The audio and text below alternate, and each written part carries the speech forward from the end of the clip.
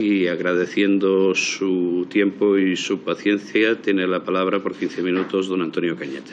Benvingut, gràcies. Gracias, señor presidente, letrados, señorías.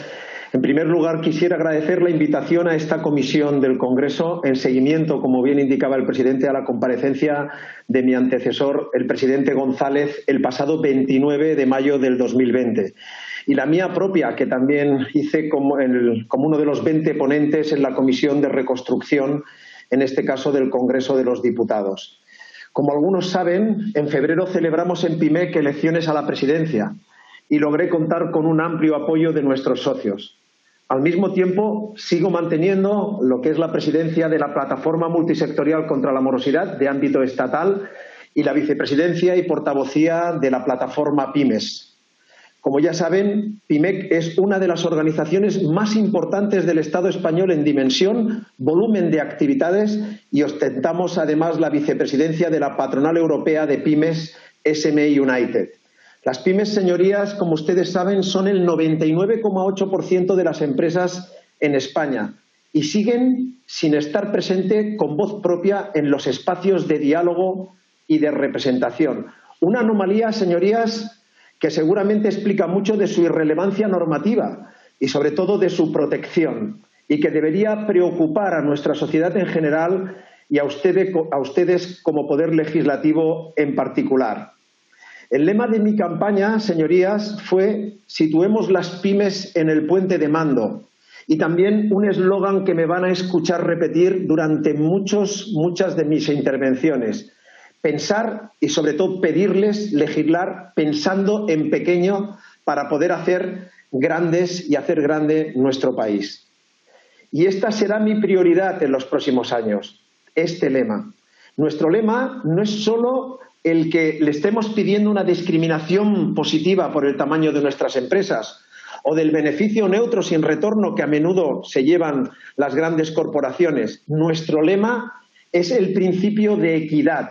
Lleven ustedes a las normas el respeto a la dimensión de las empresas para ayudarlas a crecer y para crecer más fuertes. De aquí el concepto que les comentaba y que decía que repetiré continuamente, que les pido sobre todo, señorías, que lo hagan suyo. Legislar pensando siempre en pequeño para poder sobre todo hacernos grandes. Porque lo que queremos es que la micro sea pequeña, la pequeña mediana y la mediana grande.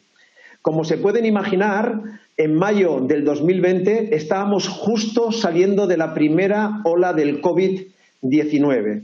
Hoy, 6 de abril del 2021, llevamos más de un año de pandemia y la triste pandemia sanitaria, con sus muertes humanas, con las pérdidas de vidas humanas, se ha convertido también en una profunda pandemia económica después de un año, que podría llevarse por delante a una cuarta parte de nuestro tejido empresarial. Los datos de pérdidas de cuentas de cotización a la Seguridad Social son demoledores, señorías, especialmente, y permítame que les diga, para el tejido que representamos de la pequeña, mediana empresa y de los autónomos. En este sentido, las continuas medidas restrictivas de las diversas administraciones, la contracción sobre todo de la demanda nacional y la desaparición de la demanda externa, como ha sido el turismo, ha hundido a miles de nuestras empresas y, por tanto, la pérdida de numerosos puestos de trabajo.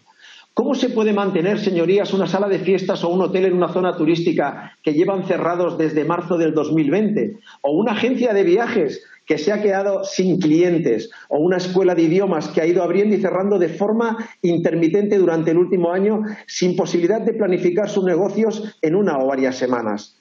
Desde PIMEC hemos venido realizando encuestas de coyuntura cada trimestre. Nos gusta poner los datos encima de la mesa para no especular con la situación. Ciertamente, una de nuestras últimas encuestas, la de enero concretamente, veíamos al principio algunos brotes verdes respecto a nuestra comparecencia de la Comisión en el mes de mayo del 2020 y que ustedes nos pedían que reflexionáramos. Pues bien, les doy los datos de esa encuesta. En mayo, el 24% en mayo del 2020, el 24% de las pymes tenían su negocio cerrado. Esa era la realidad del 2020. Cuando a principios de 2021, con esta encuesta, tan solo era un 9%.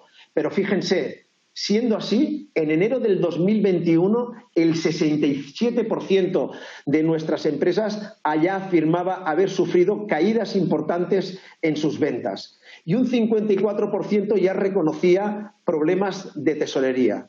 En esta última encuesta también observamos elementos muy preocupantes. El 21% de las empresas ya prevé ajustes definitivos de plantilla, los ERES, y un 19% reconocía un alto riesgo de cerrar su negocio, sobre todo si permanecían las restricciones. Un 63% de las pymes interrogadas se mostraban contrarias a nuevas restricciones y, como decía, el 20%, señorías, podría desaparecer como resultados de estas restricciones. Por tanto, permítanme que como primera conclusión me permito recomendar, y si me permiten, incluso exigir, que se aceleren y diversifiquen los procesos de vacunación. Es la mejor prevención contra eventuales restricciones que acabarían cerrando más empresas y destrozando nuestro tejido productivo, que crearía principalmente la riqueza de este país y que daría empleo a nuestras personas trabajadoras. Los actuales niveles de vacunación, señorías, son inaceptables y la Unión Europea no logra el propósito. Si ellos no lo logran, deberíamos de plantearnos actuar por libre. En el Reino Unido se jacta de haber abandonado la Unión Europea y alcanzar un elevado nivel de vacunación, mientras Serbia se permite incluso vacunar a los turistas extranjeros. Mientras en la vecina Gibraltar la población ya puede pasear sin mascarillas gracias a un nivel de vacunación del 80%. España, señorías, cuenta con una agencia del medicamento y de productos sanitarios, con más de 585 empleados a finales del 2019. Le emplazo a centrar todos sus esfuerzos en aprobar vacunas como la rusa, la china, la coreana o las que hagan falta. Lo pueden hacer al margen de la agencia europea, si ese fuera el caso. Abandonen la geopolítica para proteger el bienestar, la salud y, sobre todo, también nuestra economía. Por otro lado, reclamamos que las administraciones cuenten con el sector privado para acelerar el ritmo de vacunación, señorías. No aprovechamos la red de 22.000 farmacias que tenemos en cada rincón de nuestro país, con profesionales formados y comprometidos. ¿Y por qué no trabajar con los servicios propios y ajenos de prevención de nuestras empresas para salvar lo antes posible y hacer la vacunación una realidad? Sin un alto nivel de vacunación, nuestro país no se considerará seguro para la mayoría de mercados emisores de turismo. La vacunación en España será fundamental junto con el pasaporte COVID que promueve la Unión Europea para salvar la temporada de verano. Acelerar la vacunación, señorías, es una condición necesaria, pero no suficiente para salvar nuestra economía y evitar más cierres de empresas. Se precisan también medidas de carácter económico. Como siempre, este país llegamos tarde y mal. En Italia, las primeras ayudas datan de abril del 2020, pero con cada una de las oleadas que han ido implementando nuevas medidas de ayudas directas. Les daré los datos. En agosto y en octubre ya se produjeron. Aquí el margen de las ayudas autonómicas, limitada seguramente por la capacidad financiera de nuestras autonomías, hemos tenido que esperar a ese Real Decreto 5/2021 de unas semanas atrás.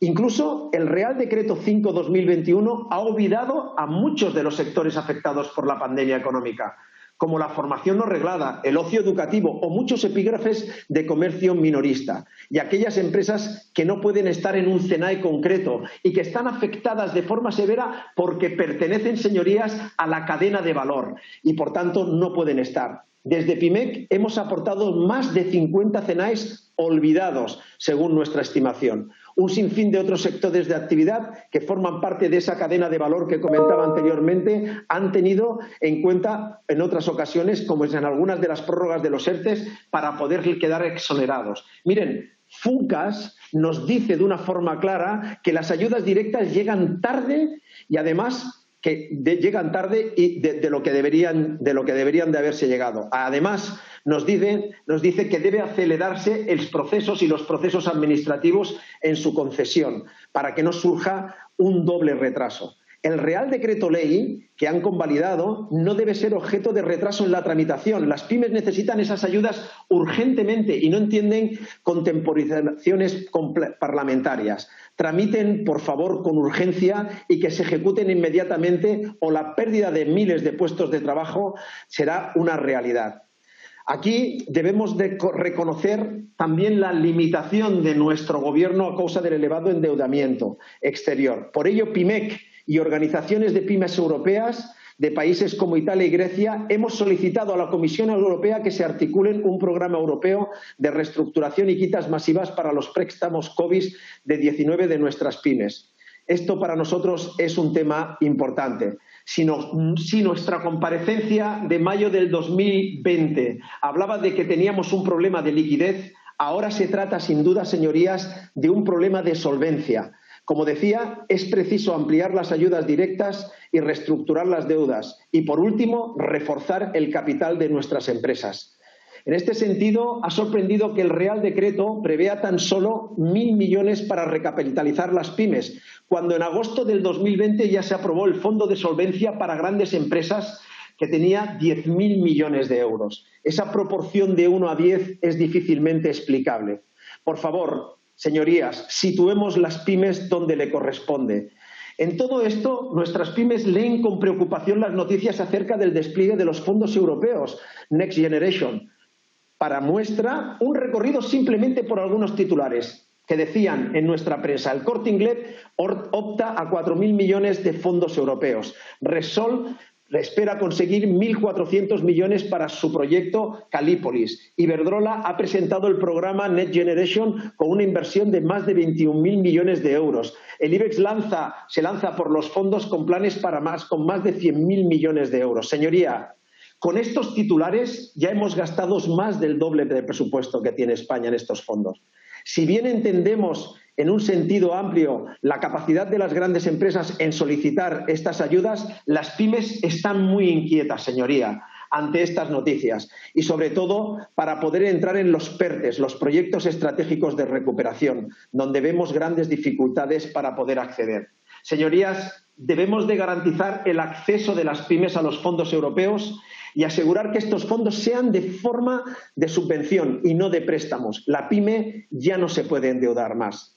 Pero miren, mi comparecencia hoy aquí no quiero que sea simplemente una exposición de la situación y que no sea tampoco hacerles una serie de indicaciones de cuál es la que vivimos. Mi propuesta es hacerles hoy una propuesta fundamentada y les pido que se manifiesten ante la misma y asuman desde sus diferentes responsabilidades y representación en la Cámara su compromiso y su actuación, señorías. Por tanto, me gustaría que en esta última parte pusieran la máxima atención, porque hemos hablado de ayudas de 11.000 millones en ese Real Decreto, que han llenado titulares, ríos de tinta, y ustedes han dedicado horas en el debate y tiempo de limitación de tramitación en el Congreso, y ahora el tiempo de validación de esta ley.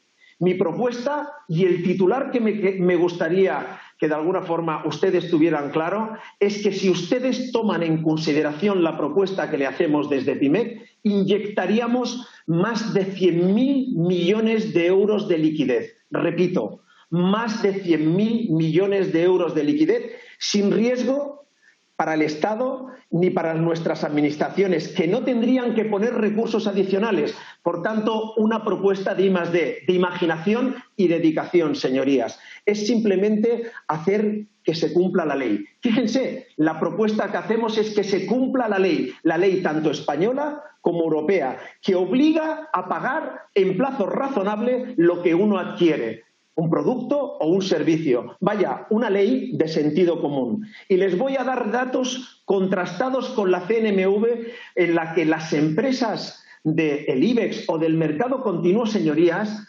contra lo que algunos puedan pensar, han incrementado en el 2020 hasta el 25% del efectivo y en activos líquidos de media. Y en sectores como la energía y el comercio, donde se han elevado incluso esa liquidez o ese efectivo en más del 40%. Respecto a los flujos de efectivo de las explotaciones, según la CNMV, estos se han reducido en el 46% de media, señorías. ¿Qué es lo que pasa? Que el incremento de caja se ha logrado reduciendo la inversión e incrementando la financiación. Creo que coincidirán conmigo, señorías, que es totalmente intolerable que se acumule en líquido y una vez destinarlo a pagar el plazo de sus proveedores se utilicen para otras cosas. Algunas de estas compañías, señorías, se están financiando en cierta manera a costa de sus propios proveedores y en su mayoría estos son pymes y autónomos vulnerando el uso de la posición de dominio. Las grandes empresas mencionadas no solo se pueden endeudar, sino que incluso el Banco Central Europeo compra regularmente sus bonos y sus pagarés. Miren, señoría, hemos formulado una pregunta en este sentido. Y les muestro en pantalla cuál ha sido la respuesta de la presidenta del Banco Central Europeo, la señora Lagarde. Le preguntamos cómo, de alguna forma, se podrían ayudar las pymes y cómo se estaba produciendo esta liquidez o esta acumulación de liquidez por parte de las grandes empresas a través de los préstamos que se hacían. Y fíjense lo que nos ha dado como respuesta. Con relación al impacto sobre las pymes de la compra masiva de activos financieros del sector privado a través del CSPP que llevan a cabo el Eurosistema, la evidencia parece mostrar que estas compras tienen un efecto positivo, directo e indirecto, incluso para las pymes. Mediante la rebaja de costes de financiación, las empresas pueden emitir más papel comercial como alternativas a los créditos bancarios. Esto, a su vez, aligera los balances bancarios que permite financiar las pymes, menos activas en la emisión de compra de papel y, en cualquier caso, excluidas del programa de compra de activos financieros. Muy bien, pues esta respuesta de la presidenta del Banco Central Europeo, en lo que se puede de alguna forma decir cómo podemos ayudar a las pymes, ayudando a tractorar, en este caso, a las grandes empresas, me gustaría que ustedes vieran la siguiente transparencia con datos de la CNMV respecto a cómo funciona nuestro mercado continuo y cuál es la situación. Miren, señoría, en la gráfica que ustedes tienen presente, ven cuál era el comportamiento de plazos de pago de las empresas de nuestro sistema financiero, de bolsa, lo que llamamos la bolsa, en el que estas empresas están cobrando a 68 días, prácticamente lo que marca la ley, que son 60 días, y están pagando a 193 días, fuera de lo que marca la ley, 3 veces más. Y no solamente es ese dato. Si ustedes ven el excesos de cuentas a pagar en el balance sobre el dato anterior que yo les decía, tienen 80.000 millones de euros fuera del plazo legal de los 60 días que marca la ley europea y española. 80.000 millones de euros cuando tienen acceso a la financiación ya han aumentado, como explicaba, el 25% su liquidez. Y cuando vemos las empresas del IBEX, para poner la referencia, vemos que están cobrando a 64 días y pagan a 183 días. Por tanto, tienen pendientes de pagos, facturas fuera de la ley por valor de 56.000 millones de euros, señoría.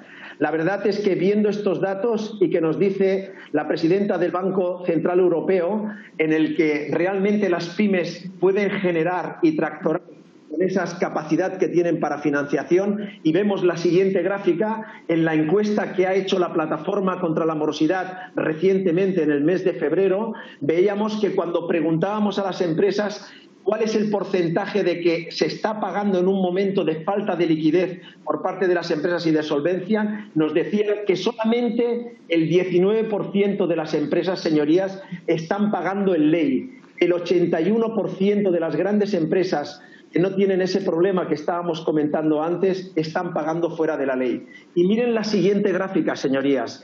Eso nos está dando un dato que es demoledor, que es... ¿Sí, presidente? Señor Cañete, por favor, si puede ir concluyendo. Muy bien, pues con estos datos que estoy dando, presidente, lo que vemos es que tenemos ya el 5,4% de las empresas que están fuera de ratios de impago, y esto significará cierre de empresas, señoría, y pérdidas de puestos de trabajo. Por tanto, por ir acabando, señorías, les recuerdo que sigue paralizada en este concepto el régimen sancionador, la ley del régimen sancionador que lleva 19 prórrogas. Hagan, por favor, por aprobar este instrumento esencial para hacer justicia y equipararnos a Europa. No esperen a que la Comisión Europea abra un proceso sancionador contra España por incumplimiento de la directiva de plazos, como ha pasado en Eslovaquia y Grecia, señorías, ni que tengamos que denunciar al Gobierno español en el Tribunal Europeo, como ha ocurrido con Italia. Mi propuesta, señorías, y para ir acabando, presidente, además de aprobar con urgencia el régimen sancionador, es que salga de esta comisión una propuesta que no permita a las grandes empresas acceder a los fondos europeos si no están al corriente de pagos con sus proveedores, pymes y autónomos de una forma real y transparente, señorías, ni sin trucos ni trampas de justificación, como puede ser, por ejemplo, a veces el confirming que utilizan. Esta es la propuesta, señorías. Esta es una propuesta de sentido común, una propuesta que, como han visto, es absolutamente permisible y que podría permitir entrar, sin duda, inyectar liquidez a nuestras empresas sin riesgos para el país y que realmente podrían salvar multitud de puestos de trabajo. Señorías, salvemos nuestras pymes y nuestros autónomos. Somos los que pagamos los impuestos de nuestro país, creamos puestos de trabajo. Les vuelvo a agradecer, presidente, y a todos los de esta comisión la posibilidad de explicarles la situación de las pymes y los autónomos. No dejen de situar las pymes en el puente de mando de nuestra política económica, señorías. Yo no desistiré en los próximos años y, como les dije al inicio de mi ponencia, pondré todo mi empeño en que todos ustedes tengan en cuenta las pymes y piensen siempre en pequeño y apliquen el principio de equidad. A la hora de legislar y de diseñar nuestra política económica, les aseguro que ganaremos riqueza, puestos de trabajo y nos haremos grandes y generaremos el presente y el futuro para nuestros hijos. Muchas gracias, señorías, y quedo a su disposición para todo lo que ustedes tengan a bien aclarar. Han quedado algunos puntos de la intervención anterior, pero en todo caso en el turno de réplica podremos aclarar qué pasa con la industria, todo un plan de reformas estructurales, la formación profesional y otros temas que mi antecedor, el presidente González, también trató en esta comisión. Gracias, presidente. Gracias a usted. Tiene ahora la palabra por 3 minutos doña Concepción Canadell del Grupo Plural. Com vostè vulgui.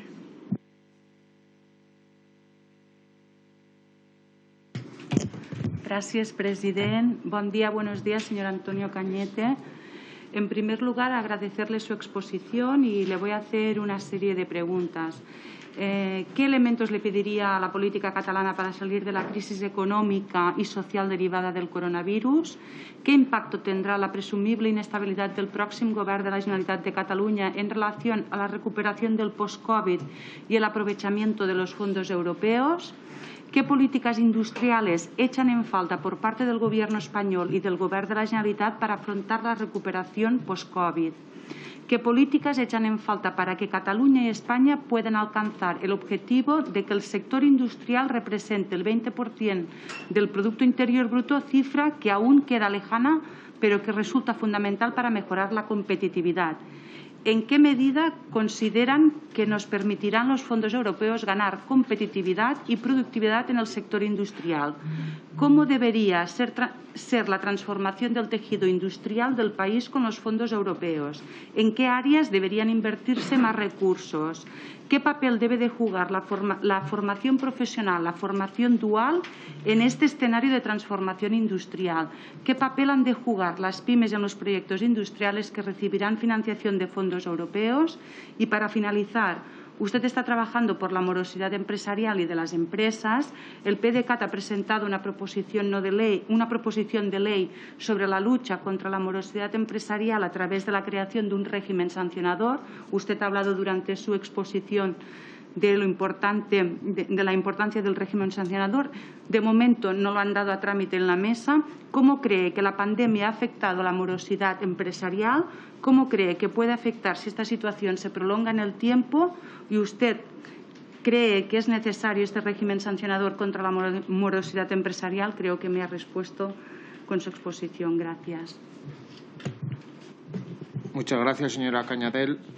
Y ahora, por parte del Grupo Parlamentario Republicano, tiene la palabra el señor Joan Capdevila. Buenos días, señor Cañete. Agradecer su intervención.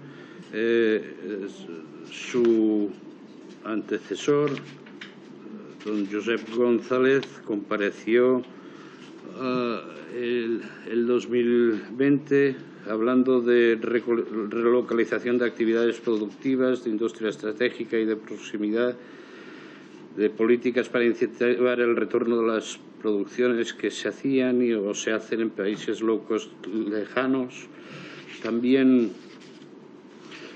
habló del aprovisionamiento de materiales de seguridad. Mis preguntas en este sentido sería que nos actualice usted la opinión de las empresas que usted representa. Habló también su antecesor de la rotura de la cadena de pagos, de los problemas de morosidad y pagos, y creo que va a ser uno de los titulares de su intervención.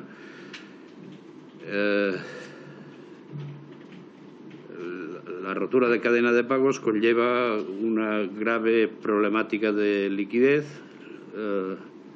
Hablaba su antecesor de una media del sector privado que debería de ser de 70 y estaba en 73 días. Los datos que usted nos aporta creo que dibujan un escenario todavía peor.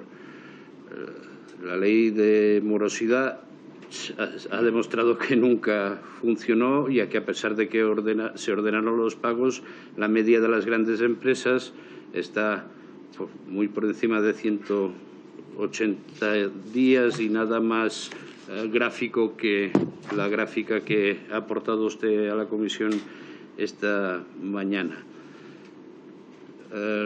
Reiteramos nuestro probado compromiso y aplaudimos sus sugerencias. Me parece muy destacable una de ellas. No debe acceder a fondos europeos ninguna empresa que sea morosa, gratuitamente morosa. Clama al cielo el abuso de los grandes sobre los pequeños. Los que conocemos un poco la trayectoria de la normativa sabemos que está en una pequeña frase de salvo acuerdo entre las partes. Habló su antecesor también de créditos ICO.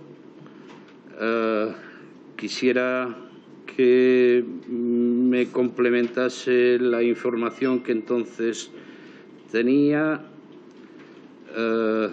de la denuncia por la problemática de malas partes por parte de entidades financieras, de ventas cruzadas con pólizas de crédito de seguro o pólizas de incendios o de mil cosas. Tenemos presentado una PNL en nuestro grupo y interpelamos al gobernador del Banco de España y a la presidenta de la Comisión Nacional del Mercado de la Competencia y nos dieron respuestas un poco dispares. Quisiera que me actualizase usted, que conoce la vida real. ¿Sus asociados continúan sujetos a estas malas praxis? En cuanto a la contratación pública, que las pymes tengan acceso claro a la contratación pública, haciendo efectiva la división por bloques de la contratación pública. Hay una mejora en la ley de contratación, pero sin embargo existen administraciones que no dividen las contrataciones públicas. Y ya estoy en rojo. Muchas gracias. Muchas gracias, señor Capdevila. Y ahora, por parte del Grupo Parlamentario de Unidas Podemos, tiene la palabra el señor Alberto Rodríguez. Veía la lucecita. Muchas gracias, señor presidente. Muchas gracias, señor Cañete, por su comparecencia. Yo rápido. Bueno, lo primero queríamos pues reconocer el trabajo desarrollado en la lucha contra la morosidad y poner sobre la mesa nuestra coincidencia, que es pública y notoria, con respecto a lo que usted ha expuesto y la injusticia que supone que las grandes empresas de este país incumplan la ley flagrantemente y la competencia desleal sobre las pequeñas y medianas empresas y cómo afecta esto a la gente trabajadora. Eso vaya por delante. Serían tres preguntas concretas rápidas. ¿Qué efecto han tenido y tienen los ERTE sobre la pequeña y mediana empresa que usted representa en cuanto al mantenimiento del tejido productivo y también en cuanto al mantenimiento del empleo. Después, por otra parte, la segunda pregunta sería, si bien usted ha entrado a valorar en su intervención las ayudas directas o los fondos consignados vía estatal, nos gustaría saber qué valoración hace o qué ayudas ha habido, si las ha habido, porque no en todos los casos ha habido, por parte de la Administración autonómica y también en la Administración local, pero sobre todo en la Administración autonómica, que tiene pues suelen tener más solvencia y más competencia al respecto de ayudas de este tipo, subvenciones, etcétera, para el sostenimiento del empleo y del tejido productivo de la pequeña y mediana empresa.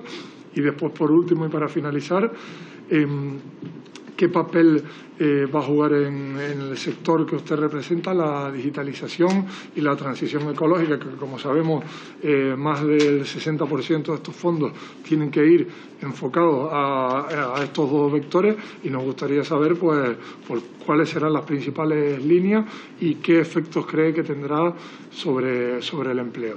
Y nada más, muchísimas gracias. Muchas gracias, señor Rodríguez. Y ahora, por parte del Grupo Parlamentario Vox, tiene la palabra el señor Alberto Rodríguez Almeida. Muchas gracias, señor presidente. Señor Cañete Martos, muchas gracias por su comparecencia. La verdad que se nota que es un hombre pragmático del mundo de la empresa, ha hablado con mucho sentido común y se agradece en esta sede el sentido común. Mire, la verdad que he hablado mucho sobre este tema de la falta de liquidez, sobre la morosidad. Yo tengo aquí unas notas de una intervención suya, una presentación de octubre del 16, en la que le parafraseo: la liquidez es el aire de las pymes y la financiación el alimento. Así anunció usted su intervención: si no respiras o no te alimentas, no tienes futuro. Bueno, yo creo que hoy ha repetido un poco esta línea, ¿no?, el tema de la liquidez. Y bueno, ya llegando a datos concretos, porque como usted bien ha dicho, trabajan bastante los estudios, encuestando al sector. Y veo que el resumen ejecutivo del estudio que realizaron en abril de 2020, que ha dado unas cuantas cifras, lo titulaban "El alcance del coronavirus en materia de pago a proveedores". Estaba el dato de que el 78% de las encuestas de las empresas encuestadas respondieron estar muy afectadas por la crisis del coronavirus. Mire, señor Cañete Martos, no quiero comprometerle preguntándole su opinión sobre las acciones del Gobierno de España, aunque sí que ha dado alguna luz al respecto, en relación a las consecuencias económicas de la pandemia. Pero mire, nos ha pedido usted que legislemos, y este ha sido su lema desde el principio, pensando en pequeño para poder hacer grandes a las empresas que representa. Pues en ese sentido también le pido a usted que descienda los detalles y le pregunto: ¿cuál cree que serían las medidas más eficaces que podría adoptar el Gobierno de España en el muy corto plazo para ayudar a los pequeños y medianos empresarios que representa? Ha hablado, por ejemplo, de las ayudas en Italia desde abril de 2020, prácticamente inmediatas. Pero bueno, si ese es el camino que usted sugiere, y de la misma manera que ha indicado que el endeudamiento no es la solución para las empresas, ¿no cree que tampoco el incremento de la deuda pública puede ser la solución para la economía del Estado? Se lo digo porque creo que la solución es hacer los deberes en el ámbito sanitario, ¿no? Test, seguimiento de casos y desde hace unos meses la vacunación. Y sin esa gran labor contra la pandemia, me parece que no habrá nunca dinero suficiente para paliar los efectos económicos, ¿no? Mire, le pregunto también, ¿qué opinión tiene sobre el destino de las inversiones del Fondo Europeo de Rescate? Estos términos de resiliencia, transformación digital, ciberseguridad, ¿no cree usted que las ayudas deberían estar destinadas a reducir el endeudamiento o a pagar los gastos de las empresas sin ingresos por cierre o por una drástica disminución de la demanda? Y por último, respecto al problema de liquidez y su propuesta, cuantificada, ha dado usted la cifra de 100.000 millones de euros, ¿no cree que el Estado debería proveer un sistema judicial ágil para exigir y penalizar el incumplimiento de los plazos de pago exigidos por la ley? Muchas gracias. Gracias, señor Rodríguez. Y ahora, por parte del Grupo Parlamentario Popular, tiene la palabra el señor Jesús Postigo. Gracias, presidente. Buenos días, señor Cañete. Encantado de saludarle. Gracias por su exposición, por su claridad y por su realismo. Y también quiero felicitarle por su reciente nombramiento como presidente de PIMEC. Y además, a mayores, porque con su elección yo creo que ha sido un punto de inflexión tras la injerencia política que se produjo en la Cámara de Barcelona y entre algunos otros estamentos. Y permítame que le haga esta reflexión, porque como empresario que he sido y autónomo durante 36 años, directivo en asociaciones y federaciones y presidente de Cámara de Comercio, sé lo que son las injerencias en el mundo empresarial. En su trayectoria profesional dentro de la PIMEC, usted ha defendido aspectos muy concretos como los que nos ha expuesto en su intervención, fundamentalmente en una defensa férrea de las pymes o de las clases medias empresariales, como a mí me gusta llamarles, frente a la clase alta empresarial de las grandes empresas, y por eso comparto absolutamente sus planteamientos. En una lucha contundente contra la morosidad en las empresas y, por otro lado, favorecer los niveles de internacionalización del mundo de las empresas. Le pregunto, señor Cañete, ¿qué otras medidas y actuaciones concretas se debería tomar por parte del Gobierno de España en favor de la clase media empresarial, es decir, de las pymes, distintas a las de la clase alta empresarial, es decir, de las grandes empresas, para ayudarles a salir de la situación en la que nos encontramos ahora mismo después del COVID? Respecto a la morosidad, ha hablado usted, evidentemente, de la existencia de la aplicación del régimen sancionador y de no dar fondos europeos a aquellas empresas que no hayan cumplido razonablemente con el pago que está asignado. ¿Qué otras medidas se le ocurren aparte o qué sistemas o qué métodos se pueden imponer para aquellas administraciones, ojo, públicas y privadas, que no solo estamos hablando de las públicas, sino que la administración, privada, sino que la administración pública también tiene una deuda importante con las pymes? ¿Le parece bien, por ejemplo, una medida como la Comunidad de Madrid, que dentro de su programa de ayudas a pymes, para mejorar su liquidez, ofrezca una ayuda de líneas para hacer frente al pago de las facturas? Y ya concluyo, señor Cañete, con respecto a la internacionalización, que no me ha parecido oírle escuchar ninguna relación puntual. Sí que me gustaría que nos hablara al respecto. ¿Qué carencias tienen en este momento las pymes para que su cifra de negocio en exportación no pueda sostenerse de una forma recurrente y en el tiempo? ¿Qué medidas deberían de tomarse por parte del Gobierno para favorecer el sostenimiento del comercio exterior de las pymes? ¿Le parece, por ejemplo, también que sería un buen ejemplo, como está haciendo la Comunidad de Madrid, y que ofrece técnicos especializados de comercio exterior durante un año para empezar a exportar o para su sostenimiento en todas aquellas de las empresas que lo necesiten?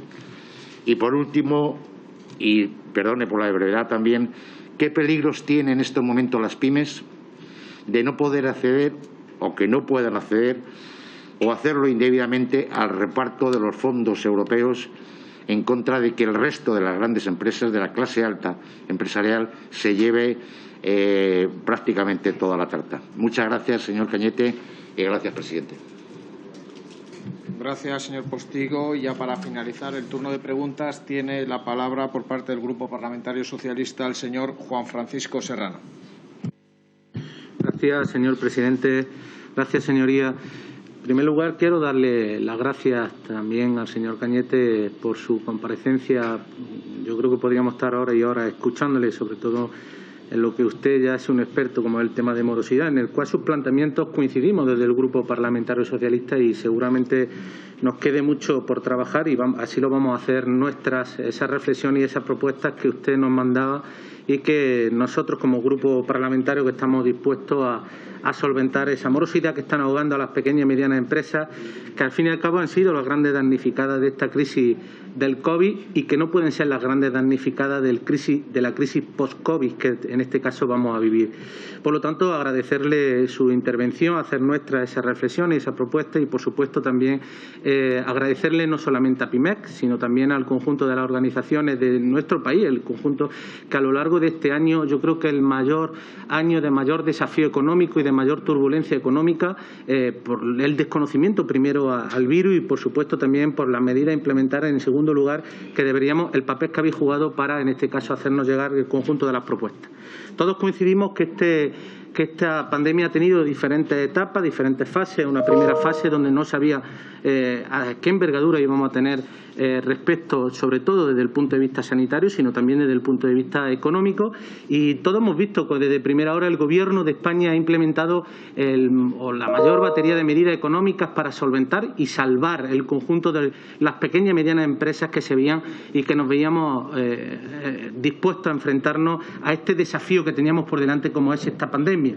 Hay que recordar algunas cosas como, por ejemplo, los 3,6 millones de personas que se han protegido con un ERTE. Vamos a ver ahora esa transición, qué podemos o qué medidas se deben de implementar y en esa dirección vamos a hacer algunas de las preguntas. 1,5 millones de autónomos que se han acogido a ese cese de actividad o ese millón de operaciones del Fondo ICO que inyectaba también liquidez, ¿no? Son medidas que al fin y al cabo venían a solventar la primera fase. Una segunda fase de esa cogobernanza con comunidades autónomas que usted hablaba y que en esta dirección también debemos de recordar los 24.000 millones de euros que el Gobierno en transferencia hacia el conjunto de las comunidades para hacerles llegar a los sectores más damnificados, a los sectores económicos. Y cuando hablamos sectores económicos más damnificados, todos sabemos que es ese 60% de pequeñas y medianas empresas que deben de recibir esas ayudas directas por parte del conjunto de las comunidades autónomas en dirección, en este caso, a inyectar liquidez, lo que usted apuntaba y que en este caso estamos hablando y que coincidimos el conjunto de esta comisión.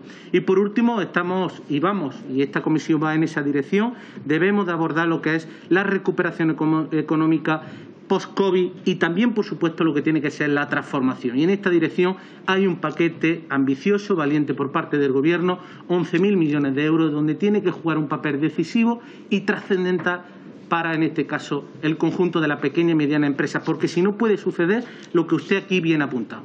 Por último, por lo tanto, en reflexión, el Gobierno está y va a estar en esa recuperación económica post-COVID con la pequeña y mediana empresa, porque sabemos de la importancia del conjunto en este caso, de nuestro país. Dos preguntas rápidas. La primera, la vicepresidenta del Gobierno y ministra de Economía apuntaba ayer a esas medidas que deben de producirse para, en este caso, hacer esa desescalada en medidas como, por ejemplo, los ERTES hasta recuperar la nueva normalidad. Ayer lo decía la vicepresidenta del Gobierno. ¿Qué papel, qué visión tiene PIMEC?